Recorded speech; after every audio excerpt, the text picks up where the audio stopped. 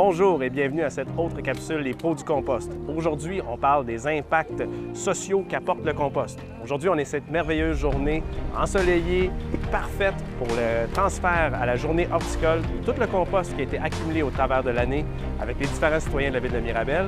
Les bacs lavés est sur le site aussi pour laver les bacs de compost et encourager les gens à composter. On a une super entrevue avec Annie qui va nous parler du compost et ses impacts qu'elle a chez elle.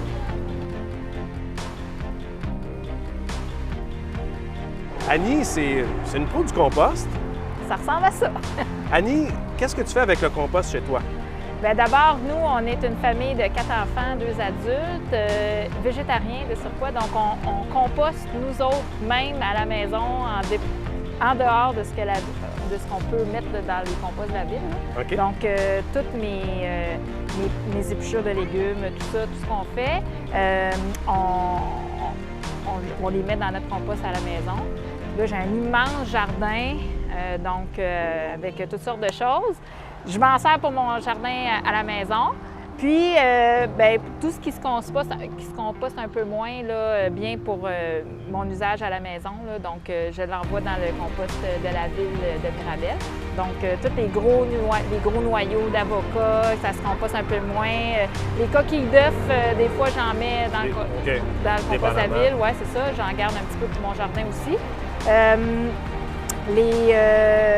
Toutes les mauvaises herbes, les restants de plantes. Les restants de plantes, mes feuilles, l'automne, tout ça, fait que j'envoie ça. Puis là, une autre façon qu'on récupère le compost de la ville, c'est avec le projet qu'on a réalisé conjointement avec le parc Cardinal ici à Mirabel, à Saint-Janvier, et les fermières de Saint-Janvier, dont je suis membre.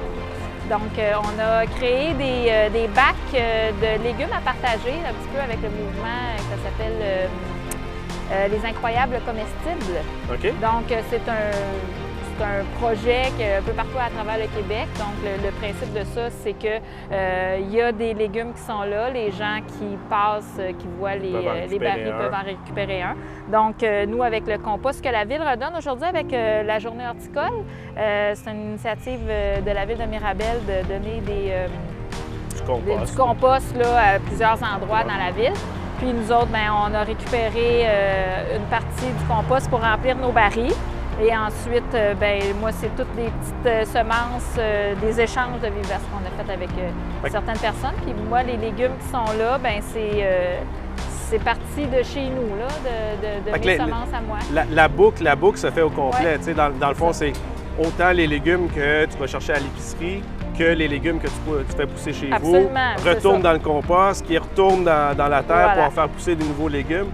Puis, tu sais, l'impact social est quand même assez intense. Où est-ce que ça, c'est placé devant le Centre culturel Joseph Savard, qui est à côté de la Maison des Jeunes. Fait que, tu sais, même les jeunes... à côté du local des fermières, les Chevaliers de Colomb, le Club Optimiste. Fait que c'est pas juste une personne qui passe ici, c'est des centaines de personnes qui voient ça. Oui. Puis c'est vraiment, tout tourne autour, dans le fond, de la terre. C'est ça l'impact qu'on a. Puis toi, particulièrement, comme tu es végétarienne, bien là, tu sais, l'impact est encore plus grand. Oui, c'est ça. Tu sais, moi, nous autres, on achète des légumes souvent bio ou non, là, dépendamment.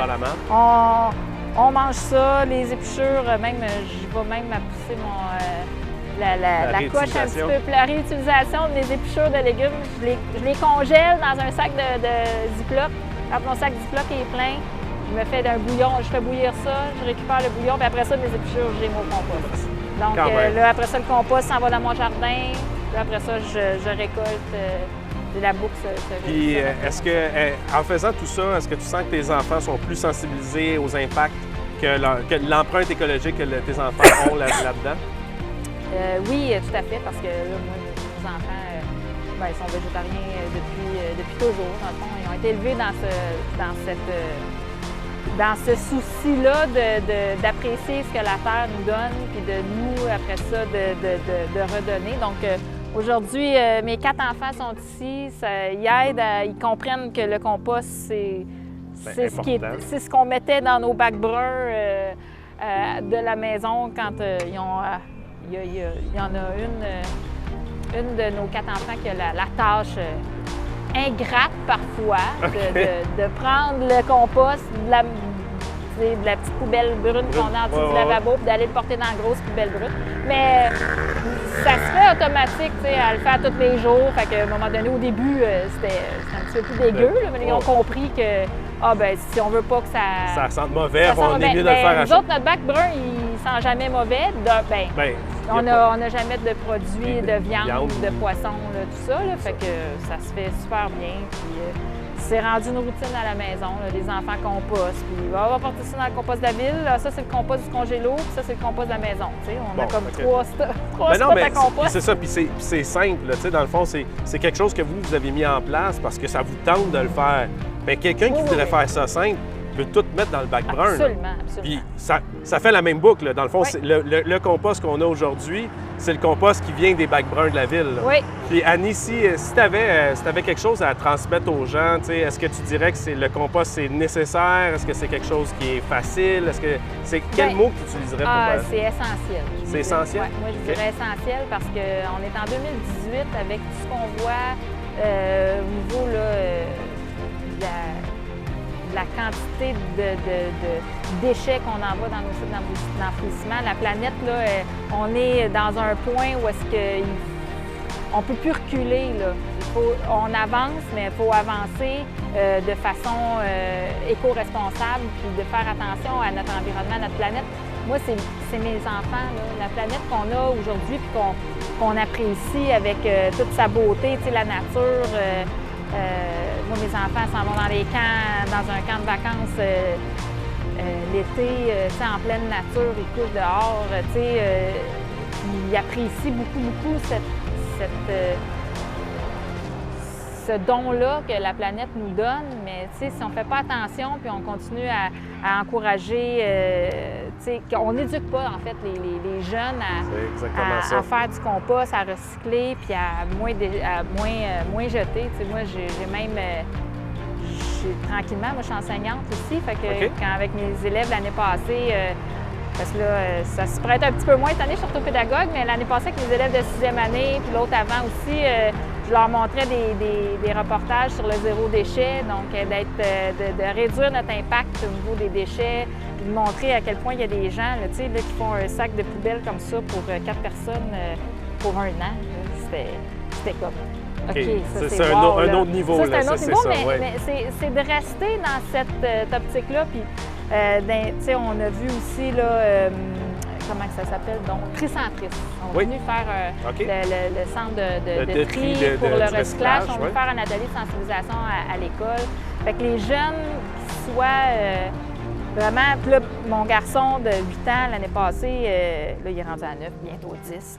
Faut que je fasse attention. Bientôt 10? Oui, c'est ça, bientôt 10. Mais tu sais, des fois, il va me dire « Ah, ça, c'est un plastique qui s'étire, maman, ça se recycle-tu? Ah, ça, je mets ça dans quelle poubelle je le mets? » Puis là, ma petite de 6 ans, tu sais, des fois, « Maman, compost, maman, poubelle, maman. » Fait que là, tu sais, finalement, mon sac de poubelle, là, au bout du compte, là, à une famille de 6, il ne reste plus grand-chose. J'ai pas grand-chose. Ma poubelle, des fois, là, je peux pas. Tu sais, il passe ici aux 2 semaines hiver.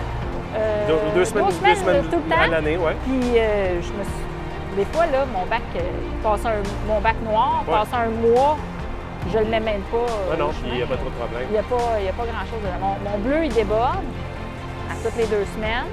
Puis mon brun, bien, ça dépend de où est-ce qu'on est dans l'année, puis qu'est-ce qu'il y en est.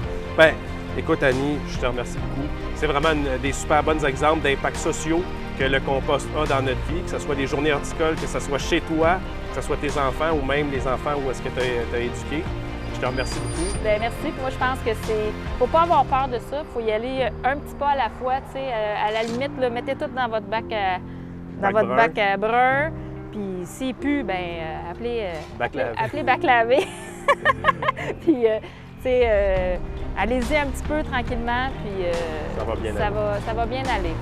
Faut juste s'ouvrir à ça, puis de pas de se dire qu'on le fait pour le prochain. C'est un don qu'on redonne. La nature nous donne, nous autres aussi, il faut qu'on lui rende. À la nature. Ouais. Merci beaucoup. Donc, pour finir cette capsule, il faut bien se mettre à l'ouvrage, mettre la main à la pâte et redonner à la société, comme tous les impacts qu'on a entendus. À la prochaine pour une autre capsule des Pros du compost.